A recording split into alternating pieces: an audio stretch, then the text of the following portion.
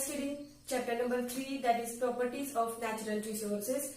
In some previous videos we have studied about properties of airs, properties of waters. So today we will see remaining part of the chapter. One activity is given in your textbook.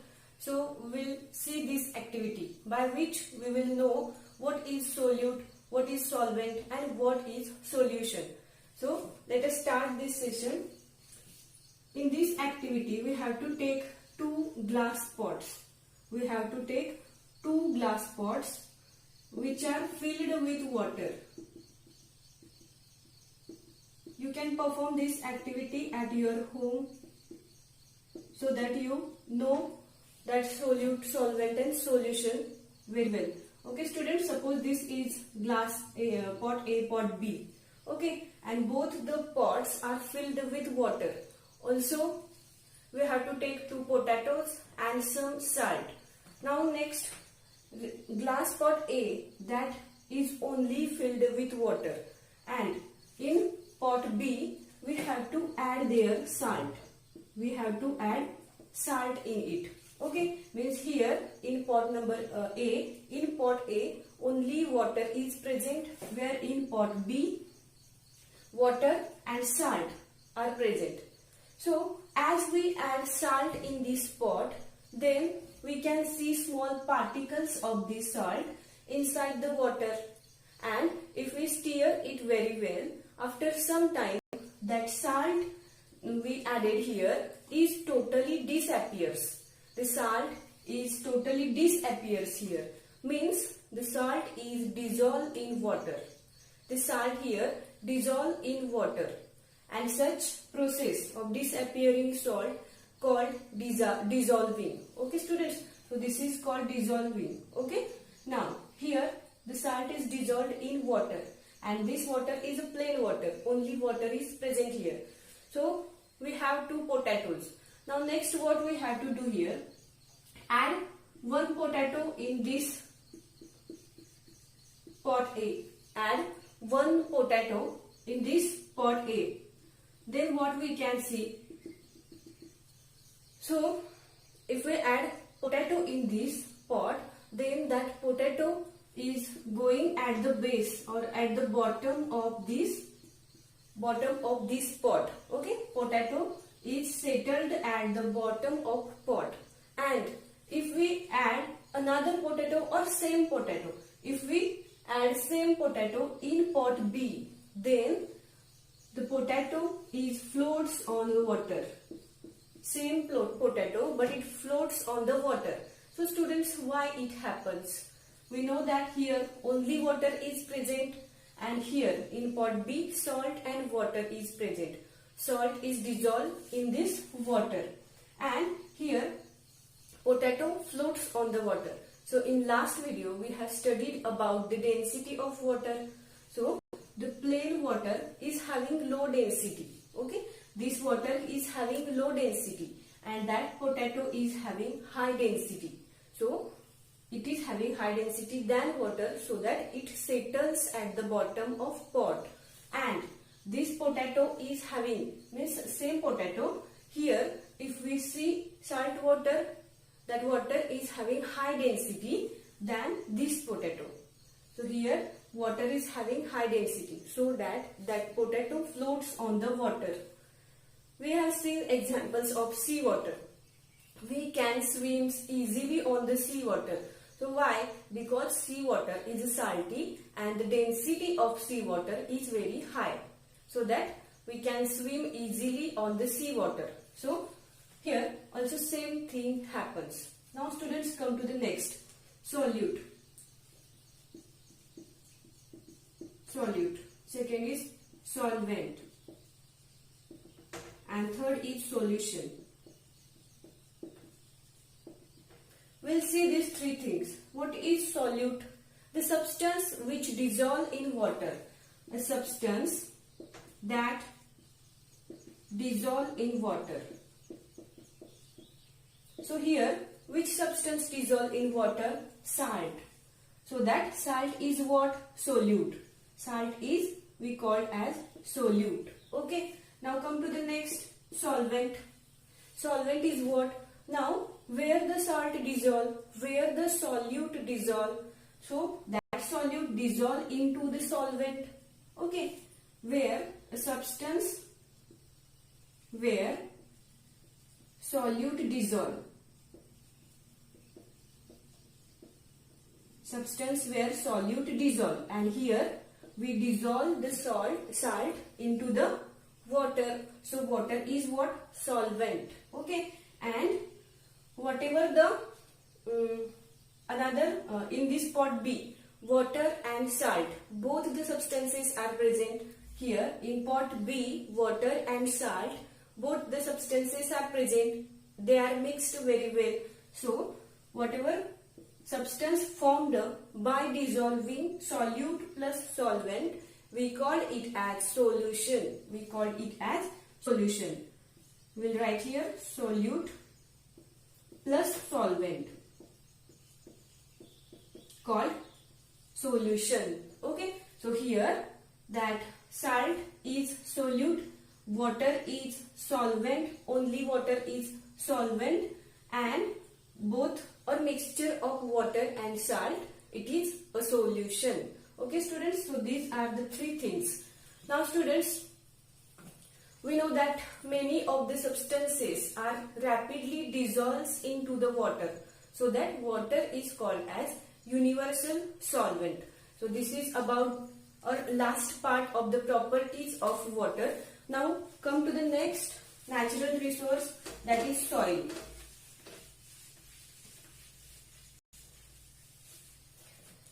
So we'll write here our next point, that is third natural resource, soil. We know that soil is present on the earth's crust, and we call this part as a lithosphere. We call this part as a lithosphere. So students, the formation of soil or the process of formation of soil, it takes a long time period and it is a totally natural process. Then question arises, how the soil is formed? So some movements are creates in the earth's crust, and due to the movement of earth crust, movements of stones and some natural processes, the soil is formed and it takes very long time period. Okay students, and if we see this soil in different geographical region, then we can see different color of soil. The structure of soil, texture of soil is differ into the different geographical regions. So students, now we will start the properties of soils. Properties of soil. Students, we can identify soil with their different colors, or their properties are also depends upon the color of soil. So students, what are the main properties? These are drainage of water from soil, and also the water holding capacity of soil. So that we'll see here one activity which is given in your textbook. Suppose these are measuring cylinders. Suppose these are 3 measuring cylinders.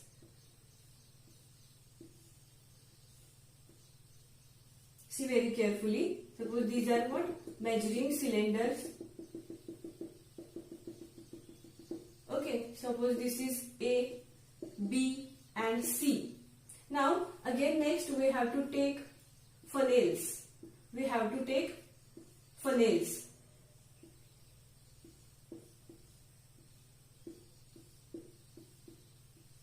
And next we have to take 3 soil samples. Suppose we will add here 3 soil samples which are collected from different geographical regions, different areas, and they are having different color, different texture and structure too.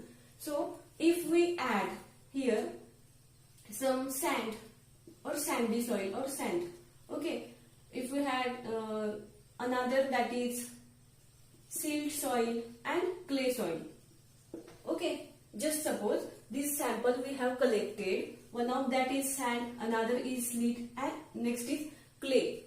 Okay, so we are studying here drainage, water drainage capacity and water holding capacity of soil. Now, if we add this sand into A funnel, if we add slate soil into the B cylinder or B funnel, and if we add clay into the that third cylinder, that is C. Now students, before this, at the base of this funnel, okay, or at the sieve of here, we have to also use here paper, okay, filter paper, okay, so that water is settled at this filter paper. And next we have to add cup of water in each funnel. We have to add a cup of water, okay, water in each funnel, same quantity of water we have to add here. Now next we can see the water which is added into the sandy soil, then that water is totally passes from that funnel, from that filter paper, and that water is collected into the cylinder.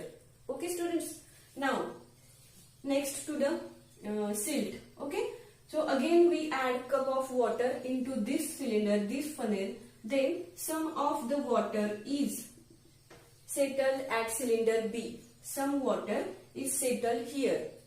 Again, if we add cup of water in cylinder or in funnel number 3, then most of the water is held here and very few quantity of water is settled at cylinder B. Okay students, so what we have concluded here, or what this experiment demonstrated, that soil which is present in 3 of that funnel, that have capacity to drain water, capacity to hold water. If we see first cylinder, whole water, total water that we have added is passed through that funnel, means sandy soil is having very less property to hold, very less water holding capacity, means water is totally drained from this sandy soil. Okay, now come to the next, that is silt soil. Okay, so some part of water is settled at this cylinder, so that what it indicates, slate soil is hold some part of water than sandy soil. And if we see that cylinder number 3 or cylinder C, in which clay is present, clay soil is present, okay, so clay soil is having very high water holding capacity. Understand students, means it has very high water holding capacity, and this type of soil is very good for the agriculture purpose. Okay students, so in this way we can measure water holding capacity of soil or water drain capacity of soil. Okay, now we will see what are the properties of sandy soil, silt soil and clay soil. Now students, next we will see texture of soil. According to the texture of soil, soil is classified into 3 types, and these 3 types are sandy soil, silt soil and clay soil. So texture of soil is mainly depends upon the water holding capacity, water drain capacity and arrangement of particle in that soil. So we'll start with first type, that is sandy soil. Sandy soil. Now what are the properties of this sandy soil? So students, before some time we have seen that in last activity that sandy soil is not having water holding capacity, means water is totally drained from this type of soil. So why it happens? Because the sandy soil are having very large particles, and that particles are loosely bound. So this is the first property, large particles are present, large particles and loosely bound, loosely bounded particles into the sandy soil, and due to that water drains totally, water drains. This is another property. Now students, as the arrangement is loosely bound and large particles are present, we can plow easily from that soil. We know process of plowing. Okay, so we can plow easily from this sandy soil. Okay students, so as we see these three properties of this soil, sandy soil, this large particle, loosely bound, water is totally not holds in this water. Water is totally passes from this water and can flow easily. So that we cannot perform agriculture or plantation in that type of soil, because this soil is not fertile soil. That is another property, not fertile soil. What does it mean by fertile soil? Means nutrients are totally absent in that soil. Now we know that the land which are used for the agriculture or plantation purpose, this is totally fertile land or soil is fertile, because nutrients which are useful for the growth of plant are present into the soil. But here if we see, this land is not fertile because no nutrients are present. No nutrients are not present or absent. This is another property. And color of this soil is yellowish color. Okay, so these are the several properties of sandy soil. Also, one chemical is present inside that sandy soil, and that is silicon dioxide, which is also known as quartz. Which chemical it is? Silicon dioxide. And due to presence of this quartz, the silicon dioxide, that sandy soil is mainly used in the preparation of glass, or we can prepare glass from that sandy soil. Okay students, so this is about the sandy soil. Come to the next, silt soil. Okay, come to the next type of soil, that is silt soil.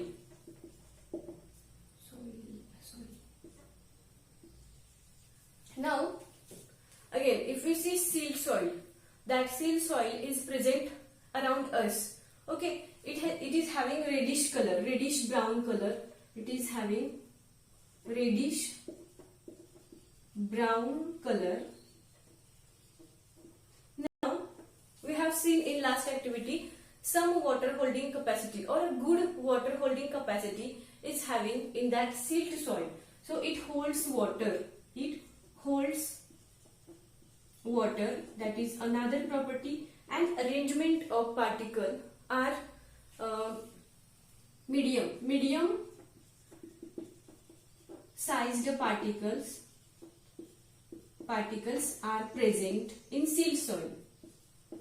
Okay, so as the particles are medium in size, they are not large or not very less in size, so that water is holds and they are closely bound with each other. Okay, so as the particles are medium size and closely bound with each other, so that we cannot flow easily. The process of flowing not easily. So this type of soil, okay, water holds water, medium sized particles are present. Okay, so that this type of soil is a fertile soil. Okay, fertile soil means we can use this type of soil or this type of land for the agriculture purpose and for the plantation purpose. So these are the several properties of silt soil, which is reddish in color. Silt soil is reddish brown in color. It holds some part of water. It has a medium sized particles which are closely bound to each other, and we cannot perform plowing easily into the silt soil. And this type of soil, fertile soil, means some nutrients are present in that soil, so that we can use this type of land for the agriculture purpose. So this is about the properties of silt soil. Now come to the last type, that is clay soil. Next, third type, that is clay soil. Okay. Now, as we have seen in activity, that clay soil is have a very large water holding capacity. Very large water holding capacity. Why? Because the arrangement of particle into that clay soil is very closely or tightly bound with each other. Closely arranged particles, and the size of particles is very less, or very tiny particles are present. Tiny particles present into the clay soil. Okay students, as the particles are very small, tiny, and closely arranged with each other, so that type of soil holds water in very large amount. Water holding capacity. Water holding capacity is very large. Okay. So, if we see these three properties, closely arranged particles, tiny particles, and having a large water holding capacity, we totally cannot plow easily that type of soil. Not plowing easily. Okay, we cannot plow easily. This type of soil is a fertile soil, nutrients rich soil. Fertile, nutrient rich soil. Nutrient rich soil. Okay, now come to the series. Closely arranged particles are present. Very tiny, less sized particles are present, so that it holds water in large amount, and as it holds water, it is not flow easily, and it is, or this type of clay soil is very high or rich nutrient soil, so that it called as a fertile soil. We can perform agriculture or plantation in this type of soil. Okay, and the color of that clay soil is blackish color. Blackish color. Okay, in our state, Maharashtra state, mainly blackish color colored soil or clay soil is present. Due to that, agriculture or we can perform plantation in that type of soil. So why this type of soil is having blackish color? Because a large amount of organic matter is present in that soil. So why it is having blackish color? Due to organic matter. So as it is having organic matter, we called it as a humus, and the soil which is having large amount of humus, organic matter, it is very fertile soil. It is nutrient rich soil, so that it is mainly used for agriculture purpose. So these are the properties of clay soil, sandy soil, and silt soil. So this is about the texture of soil, and in the next video we will see the soil structure or the structure of soil. Okay students, so let us wind up the session here, and remaining part we will see in the next video. Till then, thank you.